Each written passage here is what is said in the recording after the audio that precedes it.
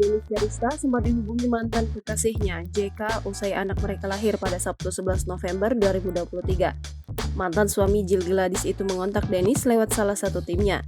Dia sempat ada nge-WA ke Frida tapi bukan ke gue, sama gue kan udah gue blok, ujar Denis Charista di RSIA Brawijaya Antasari, Jakarta, Senin 13 November 2023. Dalam isi pesannya, JK menyatakan siap bertanggung jawab terhadap anak yang dikandung Denis Charista.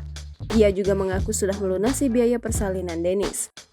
Saya merasa harus bertanggung jawab secara penuh untuk mendukung anak tersebut dari proses kelahiran hingga dia tumbuh dewasa dan menjadi anak yang sehat, pintar, baik, dan berguna bagi banyak orang nantinya. Bunyi sebagian pesan JK yang dibacakan Denis Charista.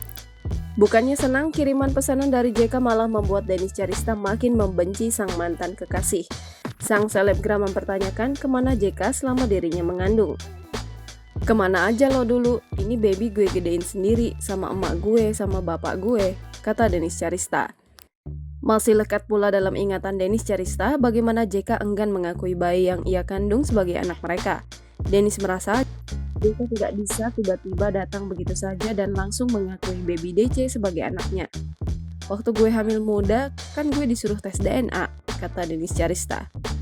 Denis Charista juga tidak butuh bantuan JK untuk sekedar melunasi biaya persalinan. Masih banyak kebutuhan anak yang lain yang mestinya bisa JK bantu penuhi kalau memang benar-benar peduli.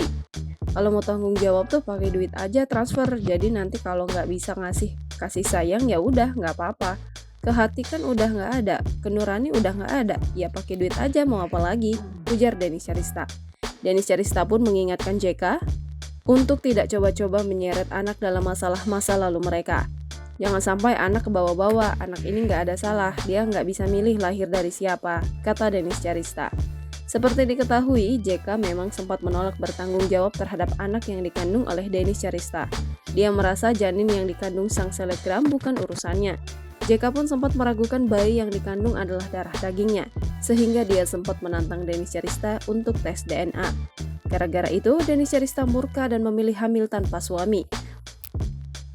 Untungnya, dia mendapat dukungan penuh dari kedua orang tuanya. Download Tribun X sekarang, menghadirkan lokal menjadi Indonesia.